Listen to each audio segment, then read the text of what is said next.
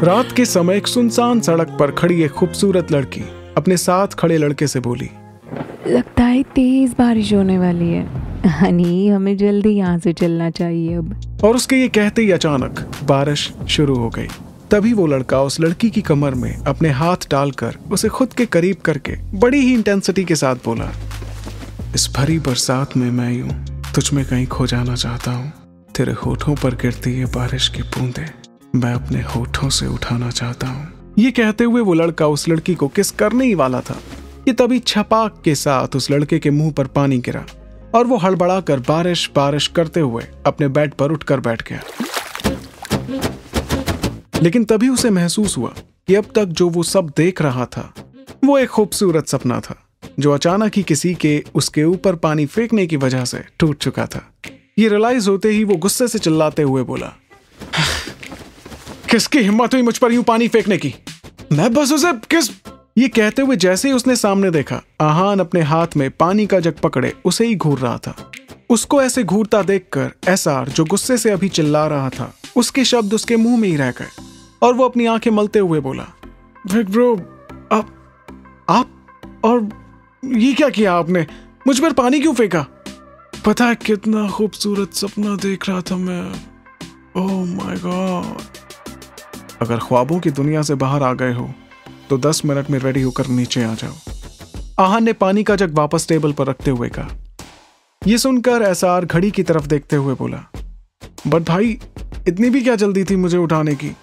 अभी तो बस सुबह के 7 ही बजे हैं और ऐसे पानी फेंक कर कौन जगाता है?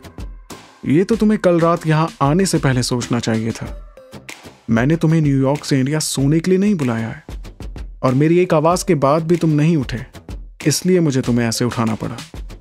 आहान ने अपनी कड़क आवाज में कहा, तो भाई आप मुझे दोबारा आवाज देकर भी तो उठा सकते थे ना। यूं पानी फेंकने की क्या जरूरत थी? आप ऐसा कैसे कर सकते हैं मेरे साथ, अपने छोटे भाई के साथ? भाई, एसआर ने अपने बालों से टपकते पानी को पोंछते हुए कहा, वो क्या है ना, मुझे बोलने से ज्यादा एक्शन लेना पसंद है और अगर तुम 10 मिनट में रेडी होकर नीचे नहीं आए तो मैं और भी बहुत कुछ कर सकता हूं तुम्हारे साथ। Got it? आहान ने रूम से बाहर जाते हुए कहा। यह सुनकर एसआर बेड से उठकर वॉशरूम की तरफ जाते हुए बड़बड़ाया, मुझे न्यूयॉर्क से इंडिया वापस आना ही नहीं चाहिए था और आया भी तो रॉय मेंशन से यहां बिग ब्रो के घर नहीं आना चाहिए था। कितना खूबसूरत सपना देख रहा था मैं, बस उसे किस करने ही वाला था। कितने पास थे हम दोनों के लिप्स। पर हर बार की तरह इस बार भी बिग ब्रो को मेरे स्पेशल मोमेंट का मोमेंट ब्रेकर बनना ही था। यही सब काफी देर तक खुद से बड़बड़ाते हुए एसआर कुछ देर बाद रेडी होकर सीढ़ियों से नीचे आया और आकर डाइनिंग टेबल पर बैठ गया, जहां पर आहान पहले से ही आराम से अपना ब्रेकफास्ट कर रहा था। एसआर को वहां देखकर आहान अपनी वॉच की तरफ देखते हुए बोला, तुम पूरे 5 मिनट लेट हो, जल्दी नाश्ता करो वरना ऑफिस के लिए देरी हो जाएगी। उसकी ये बात सुनकर एसआर अपनी प्लेट में सैंडविच डालते हुए बोला, बिग ब्रो, आपको इतनी जल्दी किस बात की है? आपका ऑफिस है, आप बॉस हैं वहां के ब्रो, आप तो आराम से भी ऑफिस जा सकते हैं। मैं अपनी नहीं, तुम्हारे ऑफिस जाने की बात कर रहा हूं। आहान ने आराम से जूस का एक सिप लेते हुए कहा और ये सुनते ही एसआर, जिसने अभी अभी सैंडविच का एक बाइट लिया ही था, उसके गले में उसका खाना अटक गया और वो खांसते हुए बोला, क्या मैं और ऑफिस? मैं कैसे ऑफिस जा सकता हूं भाई, और मैं वहां जाकर क्या करूंगा? नहीं भाई, आप मजाक कर रहे हैं ना, मैं ऑफिस नहीं जा सकता। मैं तुमसे पूछ नहीं रहा, तुम्हें बता रहा हूं। मुझे बिजनेस की एक अर्जेंट मीटिंग के लिए आज ही लंदन जाना पड़ रहा है, इसलिए ऑफिस में होने वाली आज की मीटिंग तुम अटेंड करोगे। वहां मेरा सेक्रेटरी तुम्हें सब समझा देगा और बाकी टीम मेंबर्स भी वहां होंगे तुम्हारी हेल्प के लिए। आहान ने अपना नाश्ता फिनिश करते हुए कहा। यह सुनकर एसआर हड़बड़ाते हुए बोला, no ways big bro, I can't do it. तभी आहान अपना फोन उठाते हुए बोला, मैं क्लाइंट की सारी डिटेल्स तुम्हें मेल कर रहा हूं, ध्यान से पढ़ लेना। पर बिग ब्रो, एसआर ने इतना बोला ही था कि तभी आहान उसकी बात बीच में ही काटते हुए बोला, ठीक 10 बजे तुम क्लाइंट को रिसीव करने एयरपोर्ट जाओगे और ध्यान रहे किसी भी तरह की कोई गड़बड़ नहीं होनी चाहिए। मुझे ये डील किसी भी कीमत पर चाहिए। डिटेल्स मेल कर दी हैं तुम्हें, अच्छे से चेक कर लो। ये सुनकर एसआर ने मुंह बनाते हुए अपने फोन की तरफ देखा और मेल चेक करने लगा, लेकिन मेल देखते ही उसकी आंखें खुशी से चमक उठी और वो खुश होते हुए बोला, भाई आपने पहले क्यों नहीं बताया, ये क्लाइंट एक लड़की है। लेकिन आहान को खुद की तरफ घूरता पाकर वो जल्दी से अपनी खुशी छुपाते हुए बोला, मेरा मतलब भाई वो एक लड़की है, मतलब लड़कियों से डील करना इजी होता है ना, तो मतलब मैं ये डील आराम से कर सकता हूँ। अब आप इतना रिक्वेस्ट कर ही रहे हैं तो मैं आपको मना कैसे कर सकता हूँ भाई। आपके लिए तो कुछ भी भाई, ये मीटिंग क्या चीज है, कुछ भी भाई, एनीथिंग फॉर यू। उसकी बात सुनकर आहान उसे घूरते हुए बोला, वो क्लाइंट की बेटी मिस समायरा बजाज है। क्लाइंट अपनी हेल्थ इशू की वजह से नहीं आ पा रहे, इसलिए उनकी बेटी ये मीटिंग अटेंड करेगी। बट ध्यान रहे, अगर कुछ भी गड़बड़ हुई और ये डील हमारे हाथों से गई तो एसआर मुझसे बुरा कोई नहीं होगा। उसकी बात सुनकर एसआर जल्दी से बोला, डोंट वरी बिग ब्रो, मैं हूं ना, मैं उसे अच्छे से हैंडल कर लूंगा, हाथ से ये मौका जाने नहीं दूंगा। उसकी ये बात सुनकर आहान ने अपनी एक आईब्रो उठाकर उसकी तरफ देखा तो वो जल्दी से बोला, भाई मेरा मतलब है मीटिंग में अच्छे से हैंडल कर लूंगा और ये डील किसी भी कीमत पर मैं हाथ से जाने नहीं दूंगा भाई, आई प्रॉमिस भाई, आई होप सो। ये कहते हुए आहान वहां से उठकर चला गया।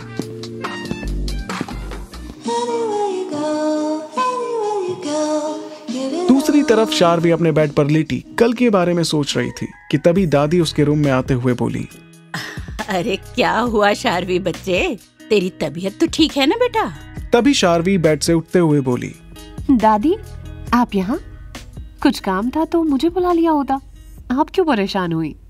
दादी उसके पास बेड पर बैठते हुए बोली, अरे बेटा, अपने बच्चों के पास आने में कैसी परेशानी, वो तो इतना टाइम हो गया और तू अपने कमरे से बाहर नहीं आई तो मुझे लगा तेरी तबीयत तो खराब नहीं है। दादी की बात सुनकर शार्वी उनकी गोद में अपना सर रखते हुए बोली, मैं ठीक हूँ दादी माँ, मुझे कुछ नहीं हुआ, बस आज ऑफिस भी नहीं जाना था और बाहर आकर बड़ी माँ की बातें सुनने का भी मन नहीं था, बस इसीलिए बाहर नहीं आई। दादी उसके सर पर प्यार से हाथ फेरते हुए बोली, अरे बच्चे, तू नीलम की बातों को दिल से मत लगाया कर, उसकी तो आदत है बातें बनाने की, तू परेशान मत हुआ कर। दादी की बात सुनकर शार्वी बोली, नहीं दादी माँ, मैं उनकी बातों से परेशान नहीं हूँ, वो तो बस जॉब को लेकर थोड़ी टेंशन है। उसकी बात सुनकर दादी बोली, अरे बेटा, जॉब को लेकर क्यों परेशान होना, अच्छा किया ना तूने जॉब छोड़ दिया वहां से, अब तुझे कोई जरूरत नहीं किसी के यहाँ नौकरी करने की। देख मेरी बात मान बच्चे, अब रोहन से शादी कर ले। रोहन बहुत अच्छा लड़का है और वो तेरा बहुत ख्याल रखेगा, फिर तू जो चाहे वो कर सकती है। ये सुनकर शार्वी तुरंत ही उठते हुए बोली, नहीं दादी, मैं रोहन से शादी नहीं कर सकती। शार्वी का इतना कहना था और दादी परेशान होते हुए बोली, अब क्यों बच्चे, तू क्यों शादी से मना कर रही है?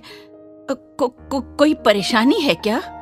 दादी को परेशान देखकर शार्वी मन ही मन बोली, अब क्या बताऊं दादी, सारी परेशानी तो रोहन ही है।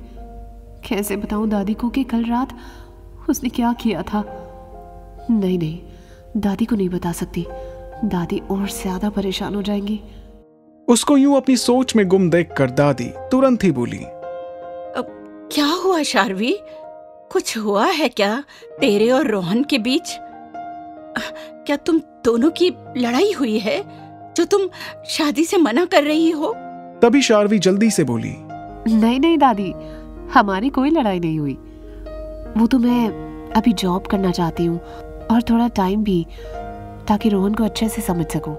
उसकी बात सुनकर दादी बोली, अरे बेटा, कॉलेज टाइम से एक दूसरे को जानते हो तुम, और कितना समझना है एक दूसरे को। अब तो तुम्हारी सगाई भी हो गई, तो शादी करने में क्या दिक्कत है बेटा? मुझे लगता है तुम्हें अब उससे शादी कर लेनी चाहिए। जॉब तो तू शादी के बाद भी कर सकती है ना बेटा। दादी की बात सुनकर शार्वी मन ही मन बड़बड़ाई, कल रात की हरकतें देखकर तो लगता है मैं रोहन को ठीक से समझ ही नहीं पाई, और जॉब क्या गई, दादी तो शादी के पीछे ही पड़ गई। फिर वो दादी से बोली, दादी प्लीज, आप तो जानती है ना मुझे बेस्ट डिजाइनर बनना है, तो मैं अभी शादी नहीं करना चाहती। मुझे न्यू जॉब जल्दी ही मिल जाएगी। उसकी बात सुनकर दादी थोड़ा सीरियस होते हुए बोली, तो ठीक है, अगर तुझे 3 दिनों के अंदर नई नौकरी मिल जाती है तो हम अभी शादी की बात नहीं करेंगे, लेकिन अगर नहीं मिलती तो उसके बाद तुझे शादी करनी होगी। उनकी ये बात सुनकर शार्वी एकदम से चिल्लाते हुए बोली, What? 3 दिन? Only 3 days? No ways. इतनी जल्दी न्यू जॉब मुझे कैसे मिलेगी दादी? कम से कम 1 वीक का टाइम तो दे देती आप मुझे। दादी बोली, अब मैंने जो बोल दिया सो बोल दिया। 3 दिन में तुम्हें नई नौकरी नहीं मिली तो तुम्हें रोहन से शादी करनी ही होगी। इन माँ बेटी का कोई भरोसा नहीं, ये कब क्या कर दें। इससे अच्छा ये शादी जल्दी से जल्दी हो जाए। बेटा, मैं ये तुम्हारे भले के लिए ही कर रही हूँ। ये कहकर दादी वहां से चली गईं। शार्वी चिल्लाते हुए बोली, पर दादी मेरी बात तो सुनिए। लेकिन तब तक दादी वहां से जा चुकी थी। शार्वी फ्रस्ट्रेट होकर खुद से ही बोली, क्या है यार, एक मुसीबत जाती नहीं दूसरी पहले आ जाती है। ओह गॉड, मेरे साथ ही ऐसा क्यों होता है? पहले से ही कम टेंशन नहीं थी कि अब एक और मुसीबत। 3 दिन में कैसे न्यू जॉब ढूंढूं? बट ढूंढना ही पड़ेगा, वरना 3 दिन बाद दादी सीधा मेरी शादी करा देंगी। नहीं, अभी शादी नहीं कर सकती, मुझे जल्दी से वानी से बात करनी होगी। ये कहते हुए वो तुरंत ही अपने बेड से उठकर वॉशरूम की तरफ भाग गई। दूसरी तरफ एसआर अच्छे से ड्रेसअप होकर बड़ी ही डेस्परेटली मिस सायरा बजाज का एयरपोर्ट पर वेट कर रहा था। तभी एक खूबसूरत लड़की एसआर की तरफ आई। उसने एक ब्लैक बिजनेस सूट पहना हुआ था और अपने बालों को एक हाई पोनी में बांधा हुआ था। वो दिखने में काफी एलिगेंट लग रही थी। एसआर के पास आते ही वो अपना एक हाथ उसकी ओर बढ़ाते हुए बोली, oh hello mister Roy, I am Samara Bajaj. उम्मीद करती हूँ आपको ज्यादा वेट नहीं करना पड़ा होगा मेरा। ये सुनते ही एसआर, जो पिछले आधे घंटे से बड़ी ही बेसब्री से उसका वेट कर रहा था और उसे देखते ही अपने ख्यालों में खो गया था, वो जल्दी से अपने ख्यालों से बाहर आते हुए बोला, नो ब्यूटीफुल, मैं बस अभी अभी यहाँ आया हूँ, और वैसे भी आप जैसी खूबसूरत लड़की का वेट करने में भी मुझे कोई परेशानी नहीं होती। फिर वो उससे हैंडशेक करते हुए बोला, वैसे मेरा नाम एसआर है और आप मुझे मिस्टर रॉय की जगह एसआर बुलाएं तो मुझे ज्यादा अच्छा लगेगा। तभी वो लड़की थोड़े कंफ्यूजन के साथ बोली, एसआर? बट मेरी मीटिंग तो मिस्टर आहान रॉय के साथ थी ना, तो फिर आप कौन है? ये सुनकर एसआर उसका कंफ्यूजन दूर करते हुए बोला, एक्चुअली आहान रॉय मेरे बिग ब्रो हैं। पहले वो इस मीटिंग को अटेंड करने वाले थे, बट उन्हें किसी अर्जेंट काम से बाहर जाना पड़ा, तो अब ये मीटिंग मैं हैंडल करूंगा। आप टेंशन मत लीजिए, इस मीटिंग से आप बिल्कुल निराश नहीं होंगी। ये सुनकर वो लड़की मुस्कुराते हुए बोली, काफी सुना है मिस्टर रॉय की काबिलियत के बारे में। आप उनके छोटे भाई हैं तो आप भी उनकी तरह काफी टैलेंटेड होंगे। आई होप हमारी मीटिंग सक्सेसफुल हो। उसकी ये बात सुनकर एसआर बोला, बिल्कुल ये मीटिंग सक्सेसफुल होगी, और बेशक मेरी काबिलियत देखने के बाद तो आप मुझे जिंदगी भर नहीं भुला पाएंगे मिस समायरा। तभी वो लड़की बोली, मतलब? एसआर तुरंत ही बात को घुमाते हुए बोला, मतलब ये कि अगर हमारी डील होती है तो फिर तो काम के सिलसिले में अक्सर ही मुलाकात होती रहेगी ना। वो लड़की मुस्कुराते हुए बोली, ओह ये बात है। वैसे आपका पूरा नाम क्या है? मतलब एसआर की फुल फॉर्म क्या है? क्या मैं जान सकती हूँ? ये सुनकर एसआर गाड़ी का डोर ओपन करते हुए बोला, किसी महान इंसान ने कहा है कि नाम में क्या रखा है, जो भी रखा है काम में रखा है, इसलिए चलिए पहले वो करते हैं। आई मीन मीटिंग के लिए चलते हैं। ये सुनकर वो लड़की गाड़ी में बैठते हुए बोली, ऑफ कोर्स, चलिए चलते हैं। गाड़ी में बैठते ही एसआर बोला, वैसे एक बात कहूं मिस, रियलिटी में आप फोटो से कहीं ज्यादा खूबसूरत है। ये सुनकर वो लड़की शर्माते हुए बोली, थैंक्स एसआर। तभी उसकी नजर डैशबोर्ड पर पड़े ब्रेसलेट पर पड़ी, जिसे देखते ही वो बोली, वाओ, बड़ा ही खूबसूरत ब्रेसलेट है। क्या ये तुम्हारी गर्लफ्रेंड का है? ये सुनते ही एसआर ने एक नजर मुस्कुराकर उसी की तरफ देखा, मानो वो यही क्वेश्चन पूछने का वेट कर रहा हो, और फिर तुरंत ही अपने एक्सप्रेशंस को चेंज करते हुए मायूसी के साथ बोला, वैसे तो मैं अपनी ये दुख भरी दास्तां किसी को सुनाना नहीं चाहता था, लेकिन जब आप जैसी खूबसूरत लड़की इतने प्यार से पूछे तो मैं मना कैसे कर सकता हूं। फिर वो आगे बोला, एक्चुअली मैं एक लड़की को बहुत ही पसंद करता था और जल्दी मैं उससे अपने दिल की बात कहने वाला था, लेकिन तभी मुझे बिजनेस के काम से कुछ महीनों के लिए लंदन जाना पड़ा। वहीं पर एक दिन मुझे पता चला कि जल्दी वहां के एक ऑक्शन में वहां की क्वीन के एक ब्रेसलेट की नीलामी होने वाली है। बस फिर क्या था, मैंने तभी डिसाइड कर लिया था कि मैं वो ब्रेसलेट लेकर ही उस लड़की को प्रपोज करूंगा। मैंने दिन रात मेहनत की, अपने खून पसीने की कमाई से पैसे जोड़े और फाइनली 1 महीने बाद उस ऑक्शन में सबसे ज्यादा बोली लगाकर मैंने ये 10 करोड़ का ब्रेसलेट खरीद ही लिया। तभी समायरा अपनी आंखें बड़ी बड़ी करते हुए हैरानी से बोली, क्या इतना कॉस्टली क्वीन का ब्रेसलेट? ओह माय गॉड, उसके बाद क्या हुआ? क्या तुमने उसे प्रपोज कर दिया? उसकी ये बात सुनकर एसआर थोड़ा इमोशनल होते हुए बोला, नहीं, मैं जिस दिन ये ब्रेसलेट लेकर उसे अपने दिल की बात बताने वाला था, मुझे उस दिन ही पता चला कि वो हमेशा हमेशा के लिए मेरी दुनिया छोड़कर बहुत दूर जा चुकी है, बहुत दूर। ये सुनकर समायरा हमदर्दी जताते हुए बोली, ओह सो सैड, इतनी कम उम्र में ही चली गई बेचारी ये दुनिया छोड़कर। ये सुनकर एसआर जल्दी से बोला, अब नहीं नहीं नहीं, मरी नहीं है वो, बस वो मेरी दुनिया से चली गई किसी और की दुनिया बसाने। मतलब उसकी शादी हो गई, जिसे मैं क्वीन का ब्रेसलेट देकर अपने दिल की रानी बनाना चाहता था, वो तो किसी और के घर की महारानी बन गई और मेरी ये प्यार की दास्तां अधूरी रह गई।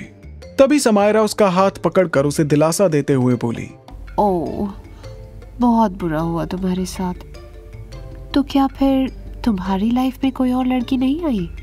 तभी एसआर मुंह लटकाए बड़ी दर्द भरी आवाज में बोला, नहीं, बस तभी से मैं अपने इस टूटे दिल के साथ जी रहा हूं, इस उम्मीद में कि कोई शख्स तो आए मेरी जिंदगी में जो अपनी कलाई पर ये ब्रेसलेट सजा सके, जोड़कर मेरे इस टूटे हुए दिल को मुझे अपना होने का एहसास दिला सके। ये सुनकर समायरा भी इमोशनल होते हुए उसके गले लगकर बोली, ओ तुम कितने अच्छे हो एसआर, देखना तुम्हारी लाइफ में एक अच्छी लड़की जल्दी आएगी, या हो सकता है वो आ चुके हो, तुम्हें जरूरत है बस उसे पहचानने की। ये कहकर उसने उस ब्रेसलेट को अपनी कलाई पर बांध दिया और ये देखते ही एसआर के चेहरे पर एक इविल स्माइल आ गई और वो तुरंत गाड़ी स्टार्ट करते हुए वहां से निकल गया। फेक लव, फेक लव, तेरा फेक तेरी बातें हैं, फेक इरादे तेरे फेक तेरे वादे हैं, फेक लव तेरा फेक तेरी बातें हैं, फेक इरादे तेरे फेक तेरे वादे हैं। कैसा ये फेक लव, कैसी मजबूरी है, दिल धड़के तेरे लिए तो फिर क्यों ये दूरी है। कैसा ये फेक लव, कैसी मजबूरी है, दिल धड़के तेरे लिए तो फिर क्यों ये दूरी है। Fake love. कुछ ही देर में एसआर ने ऑफिस के अंदर कदम रखा। उसके पीछे पीछे समायरा बजाज भी चल रही थी और उसके हाथ में अब वही ब्रेसलेट था जो कुछ देर पहले एसआर की गाड़ी में डैशबोर्ड पर पड़ा हुआ था। दोनों को देखकर ऐसा लग रहा था जैसे दोनों एक दूसरे को जाने कब से जानते हो। मीटिंग रूम के पास आते ही एसआर ने रूम का डोर ओपन करते हुए कहा, चलिए मिस समायरा, डिस्कशन करते हैं। समायरा के अंदर आते ही आहान का सेक्रेटरी और बाकी टीम के मेंबर्स भी अंदर आने लगे। तभी एसआर उन सबको रोकते हुए बोला, कहाँ, तुम सब कहाँ जा रहे हो? तभी वो सब बोले, सर मीटिंग में, वो मैम को डिटेल्स भी तो बतानी है ना। एसआर तुरंत बोला, कोई जरूरत नहीं है उसकी, मैं हूं ना, मैं सब संभाल लूंगा। उसकी ये बात सुनकर आहान का सेक्रेटरी तुरंत बोला, बट सर, आहान सर ने कहा था कि हम सब। तभी एसआर समायरा की तरफ देखते हुए बोला, मैंने कहा ना, मैं सब संभाल लूंगा। क्यों मिस समायरा, ठीक कहा ना मैंने? ये सुनकर समायरा एसआर के करीब आकर बोली, आर यू श्योर ऐसा? क्या तुम्हें वाकई लगता है तुम सब संभाल लोगे? ये सुनकर एसआर भी समायरा के करीब जाता हुआ बोला, yes miss Samaira, I am damn sure, don't be tensed, मैं आपको कंप्लीटली सेटिस्फाई करूंगा। तो चले? ये सुनकर वो लड़की हल्का सा मुस्कुराई और उसके हाथ पर अपना हाथ रखते हुए बोली, ओह आई एम सो एक्साइटेड। उनको यूं जाता देखकर और उनकी बातें सुनकर वो सारे एम्प्लॉयज जहां थे वहीं खड़े रह गए और हैरानी से एक दूसरे का मुंह देखने लगे। किसी को कुछ समझ नहीं आ रहा था कि यहाँ चल क्या रहा था। तभी एसआर मीटिंग रूम का दरवाजा बंद करते हुए बोला, सो गाइस, जब तक हमारी मीटिंग पूरी नहीं हो जाती ध्यान रहे हमें कोई डिस्टर्ब ना करे, अंडरस्टैंड?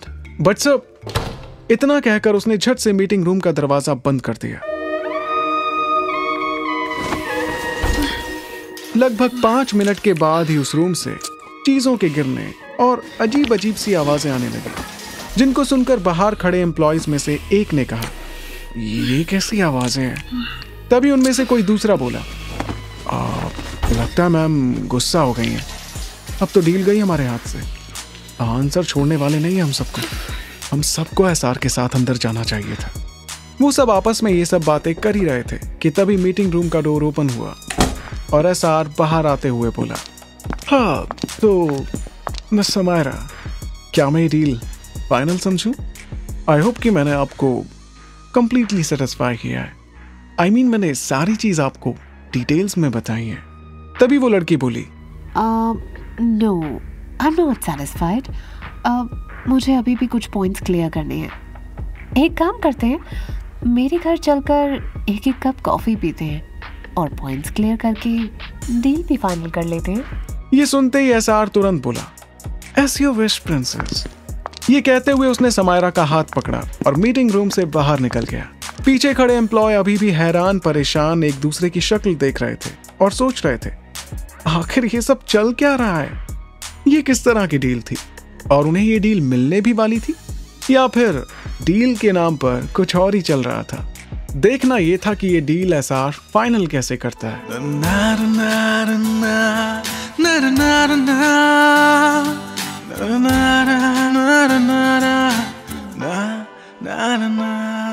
एहसास तेरा हर पल साथ है, अब तू ही जिंदगी है, तू जान है। एहसास तेरा हर पल साथ है, अब तू ही जिंदगी है, तू जान है। हेलो फ्रेंड्स, मैं हूँ आरजे रिवांश। उम्मीद है कि आपको ये कहानी पसंद आ रही होगी और अगर आपने अभी तक मेरे चैनल को सब्सक्राइब नहीं किया है तो इस कहानी से जुड़े अपडेट्स सबसे पहले पाने के लिए अभी मेरे चैनल को सब्सक्राइब कीजिए, बेल आइकन को प्रेस कीजिए, स्टोरी को शेयर करना बिल्कुल मत भूलिए और नीचे थैंक्स बटन को प्रेस कर रिवांश को सपोर्ट कीजिए। हंसते रहिए, मुस्कुराते रहिए और सुनते रहिए रिवांश को। तू जान है।